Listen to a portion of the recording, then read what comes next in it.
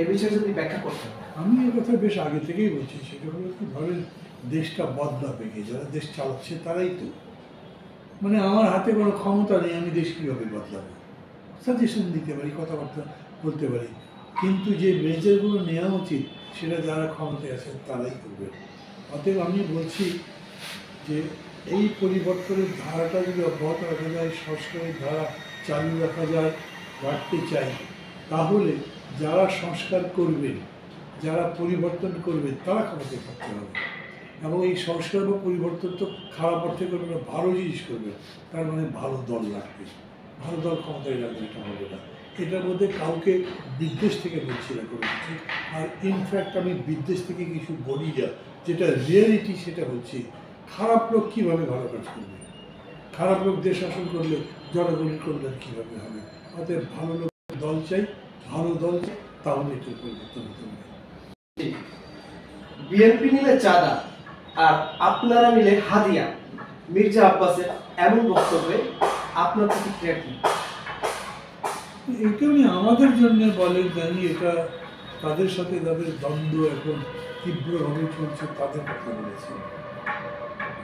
তাদের সম্পর্কেও আজকে যেরকম অভিযোগ শুনছি যে তারা মানে ধরেন একটা অকেশন করে আপনার কাছে স্লিপ পাঠিয়ে দিচ্ছে, চাঁদার রসিদ পাঠিয়ে দিচ্ছে, এত টাকা আপনার জন্য ধরা হয়েছে, দিতে হচ্ছে তাদেরকে।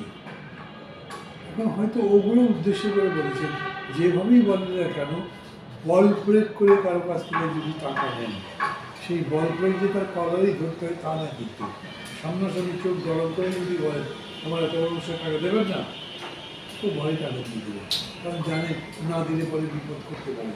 এইরকম করেও যদি করা হয়, ওই প্রক্রিয়াকেই আমি খারাপ করছি, নিন্দা করছি।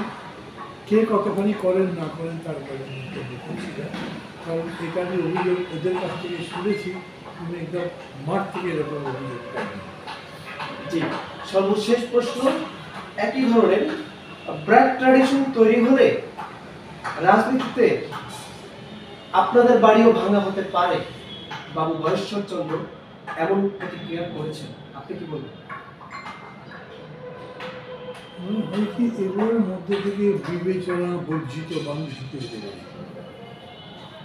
প্রধান উপদেষ্টা তার ভেরিফাইড পেজে বলেছেন এটা অনাকাঙ্ক্ষিত, আর যেন না হয়। তারপরে আবার সরকারের পক্ষ থেকে বলা হয়েছে কেউ যদি ইচ্ছাকৃতভাবে দেশে একটা পরিস্থিতি তৈরি করতে চায় তাহলে সেটা কঠোরভাবে দমন করা হবে।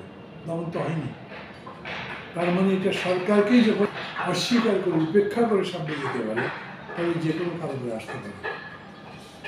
এই অর্থে বাবু বয়েশ্বর চন্দ্র যেটা বলেছেন সেই কথাটা যুক্ত করে করি আমি।